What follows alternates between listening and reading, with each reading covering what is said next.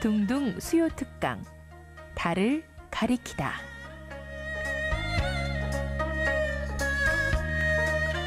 매주 수요일 코너입니다. 달을 가리키다. 성현들은 달을 가리키고 있지만 우리는 그 손가락만 보고 있지 않은지 돌아보는 시간인데요. 종교의 언어나 문자가 아니라 그것이 가리키고 있는 종교의 참된 가치에 대해 생각해보는 시간입니다. 오늘은 한국인의 평화사상 그 15번째 시간으로 강원도 원주에서 활동하며 한살림 운동을 펼친 사회운동가 장일순의 평화사상에 대해 알아보겠습니다. 한국인의 평화사상 22에서 장일순에 대한 글을 쓰신 경희대 후마니타스 칼리지 전호근 교수님을 만나보겠습니다. 교수님 안녕하세요. 안녕하세요. 반갑습니다. 네, 반갑습니다. 자, 먼저 교수님께서는 경희대 후마니타스 칼리지에 계신데 예. 이 후마니타스 칼리지 참 의미 있는 교육을 하고 있는 곳으로 알고 있거든요.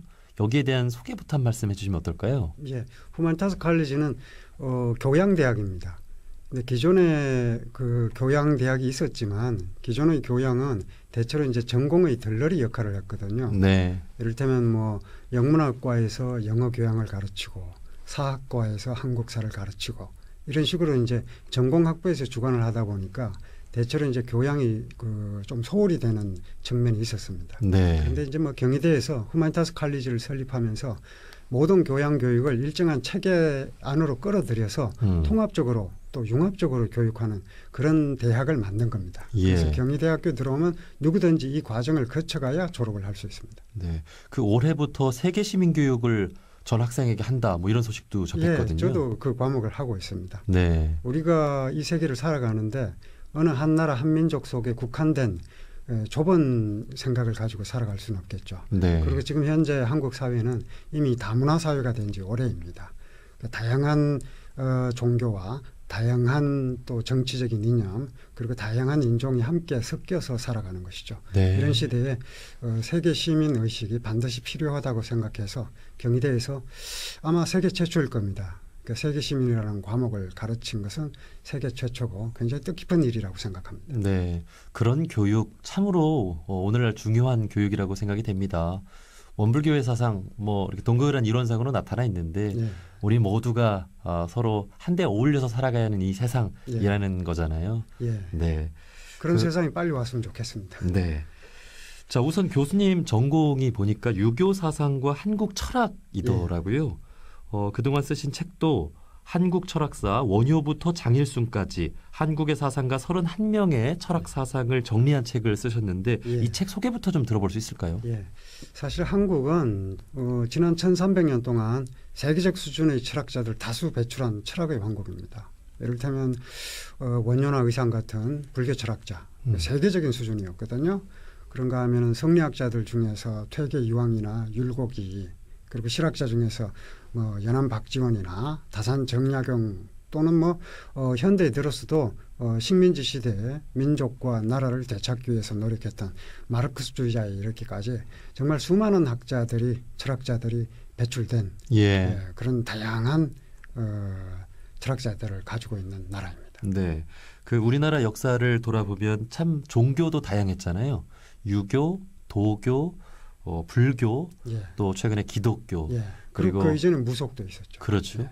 그리고 우리나라에서 자생한 천도교, 원불교까지 지금 31명의 이 철학 사상가들 이야기를 해주셨는데 이 철학과 종교도 사실 떼려야 뗄 수가 없잖아요. 네, 그렇습니다.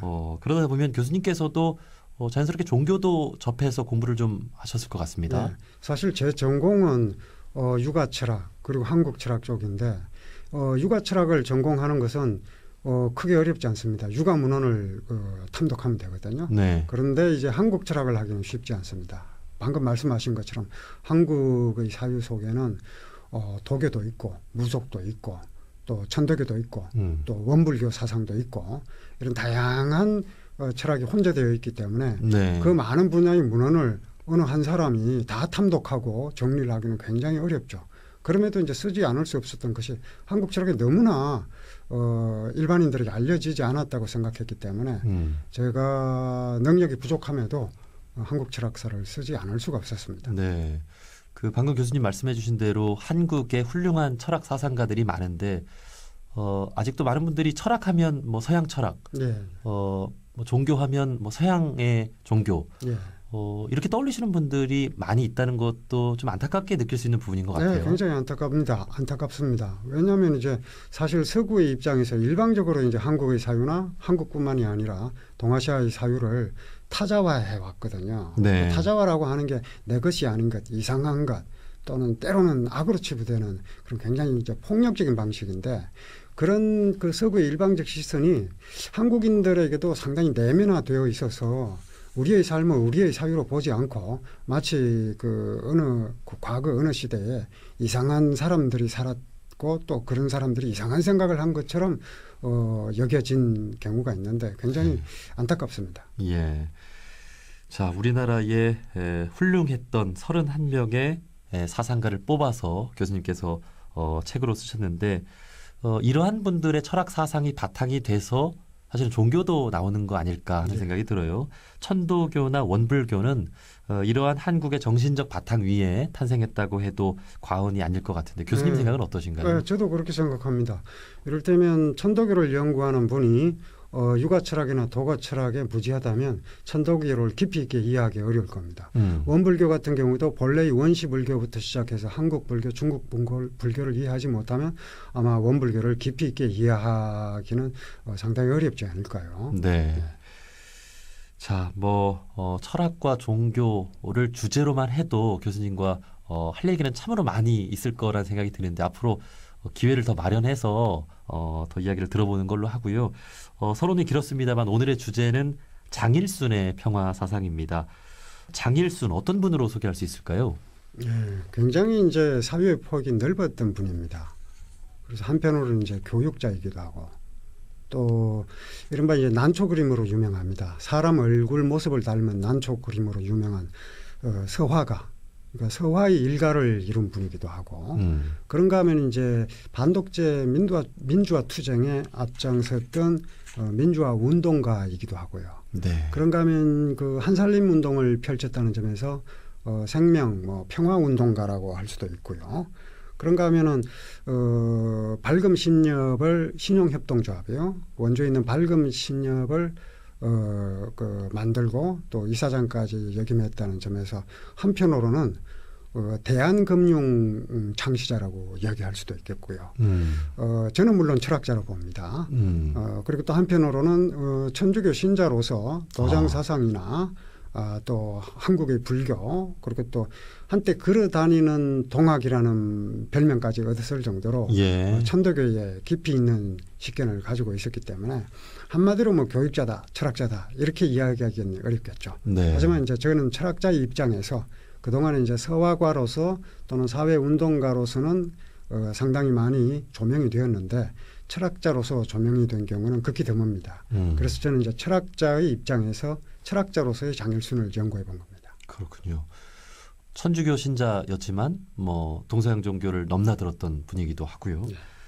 그 장일순 선생님은 주로 강원도 원주에서 활동을 하셨던 것으로 알고 있습니다. 네, 서울에 와서 학업을 할 때 이외에는 평생 원주 봉산동 자택에 머물렀다고 해도 지나친 말이 아닙니다. 네.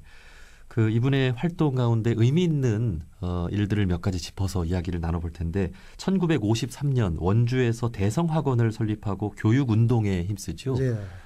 그분에게 교육이란 무엇이었을까요? 장일순 선생이 쓴 글이 있습니다. 그 글을 보면은 이를테면 이런 식이에요. 밥집을 운영하는 사람에게는 밥 먹으러 오는 사람들이 하나님이다. 그런가 하면은 공무원에게는 시민들이 하나님이다. 예. 그리고 이제 선생에게는 학생이 하나님이다. 이렇게 얘기를 했어요. 저도 이제 그 말을 늘 되새기면서 학생들을 만나는데 장일순 선생 입장에서는 학생들이 무슨 훈도의 대상이나 지도의 대상이라기보다는 한마디로 이제 모시고 섬기는 대상으로 보았던 것 같아요. 그런 점은 지금 우리가 꼭 교육자뿐만이 아니라 교육에 종사하는 분들뿐만이 아니라 정치인이라든지 또는 기타 다른 활동을 하는 그 모든 분들이 아마 자신이 만나는 사람들이 누구인지 그리고 자기가 왜 존재하는지를 일깨우는데 한 번씩 되새겨봐야 된다고 생각합니다. 네. 자, 그렇게 교육을 하시다가 1960년부터 정치에도 나서게 네, 됩니다. 맞습니다. 뭐 어떤 계기가 있으셨나요? 예, 국회의원 선거에 나섰죠. 아무래도 국회라고 하는 것이 입법기관이고 직접적으로 새로운 법률을 만들고 또 제도를 바꾸어 나가는 것이 가장 효과적인 방법이라고 생각한 거죠. 그래서 정치에 뜻을 두었지만 아시다시피 그 당시 군사 독재 정권 시절이라서 아주 가혹한 그 탄압이 있었죠. 네. 그리고 감시 당하기도 하고요. 옥고를 치르기도 했습니다. 그러다가 결정적으로 1965년에 그 대성학교 학생들이 한일 회담에 반대하는 시위를 하다가 붙잡혀가는 일이 일어납니다. 예. 그렇게 되니까 이제 학교를 내려놓습니다. 이사장직에서도 물러나고요. 그런 일이 있고 나서는 사실상 정치에 대한 뜻은 접었죠. 네. 그러니까 정치에 대한 뜻을 품었긴 했으나 당시의 감시와 탄압 때문에 뜻을 이루지 못한 것입니다. 네. 그분이 정치를 통해서 이루고자 했던 어떤 목표가 있었다면 무엇일까요? 네, 그것이 이제 사실은 사회 운동으로 나타난 겁니다. 그 당시 정치는 군사 독재 정권 시절이었기 때문에 일단 당장 그런 독재로부터 벗어나는 게 민주화가 이제 정치적으로 가장 앞섰던 네. 그런 열망이었습니다. 그런데 이제 민주화 운동을 하다 보니까 그 당시 정권을 지키려는 쪽이나 정권을 비판하는 쪽이나 모두 너무 상대를 인정하지 않고 폭력적 방식을 택하는 그런 모습을 보고 이런 방식으로 민주화 운동을 해서는 사실은 앞으로 미래를 열어가는데 굉장히 그 미래를 열어가기 어렵다고 생각을 하고 예. 방향을 바꿉니다. 그래서 그 바꾼 것이 생명, 평화, 환경운동입니다. 네. 자, 그래서 다시 원주로 돌아가셔서 1980년대 들어서 한살림운동이라고 하는 이 장일순 선생님의 어떤 상징적인 그런 운동이 시작이 되는데 한살림운동이란 무엇일까요? 한살림운동은 쉽게 얘기하면 도농직거래 조직이라고 보시면 됩니다. 도시에 있는 그 소비자와 주로 이제 농산물이 되겠죠. 소비자와 농촌에 있는 생산자를 중간에 자본주의적 유통 방식을 거치지 않고 직접 연결하는 거죠. 그래서 단순하게 보면 일반적인 도농직거래 조직과 큰 차이가 없다고 볼 수도 있습니다. 하지만 그 내용을 보면 굉장히 놀랍습니다. 네. 왜냐하면 이제 일종의 공동체적 가치를 지향하고 있거든요. 그리고 그 공동체 조직 가치라고 하는 것이 한살림이라는 조직 구성원들뿐만이 아니라 사실 온 생명과 온 평화를 다 어우르는 세계적인 그런 맥락을 갖추고 있습니다.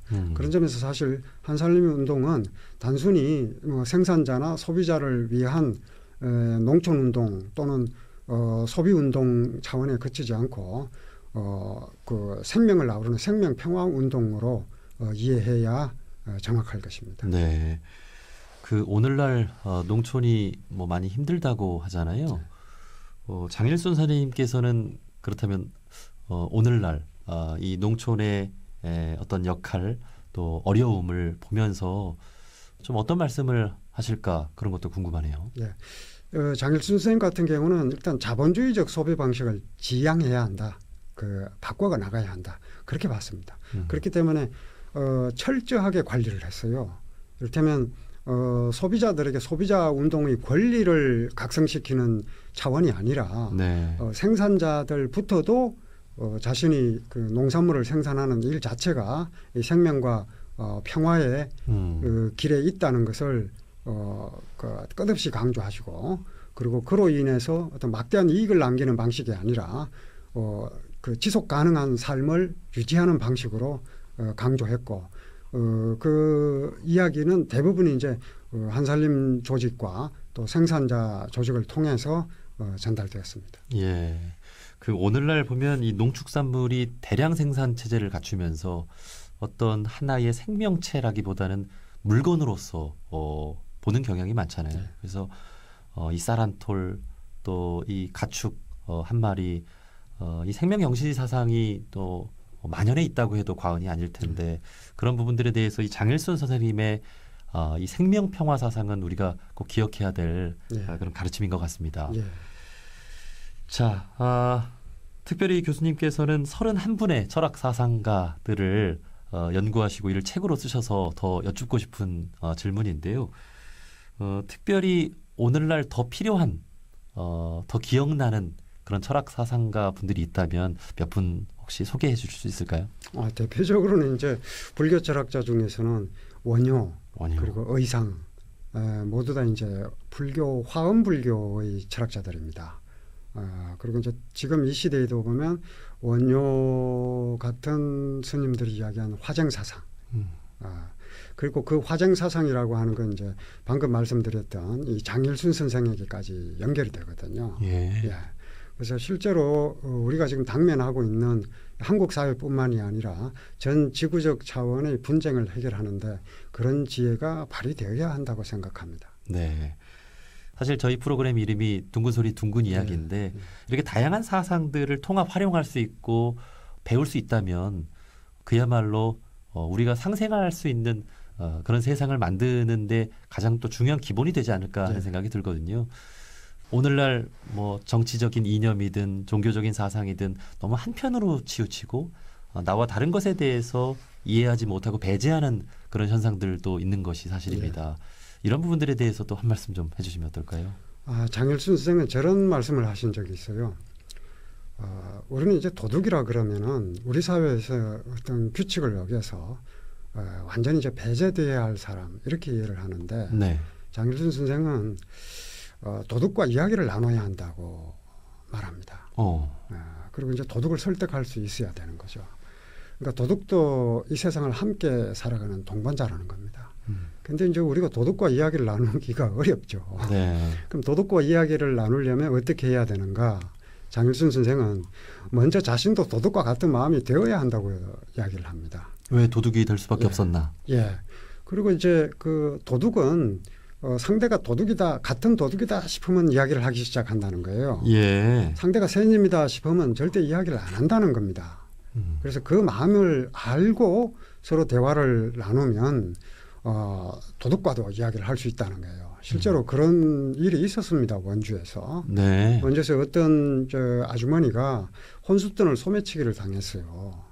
그래서 크게 당황하고 있는데 어떤 사람이 장일순 선생을 찾아가서 상의를 해보라고 권합니다. 그래서 이 아주머니가 장일순 선생을 찾아가서 하소연을 해요. 혼숫돈을 소매치기 당했는데 어떻게 했으면 좋겠느냐고. 그러니까 이제 장일순 선생이 원주역으로 갑니다. 원주역으로 가서 무슨 누구를 찾고 이러는 게 아니라 그냥 대합실에 가만히 앉아 있어요. 가만히 앉아 있으니까 이제 사람들이 지나가면서 묻습니다. 선생님 왜 거기 그러고 계세요? 그러니까 이제 장일순 선생이 아주 어떤 분이 그 혼숫돈을 소매치기 당했다지 뭐야. 어떡하지? 이러시는 거예요. 이제 그런 식으로 이야기가 전해져서 그 혼숫돈을 소매치기한 소매치기에게 그 이야기가 들어갑니다.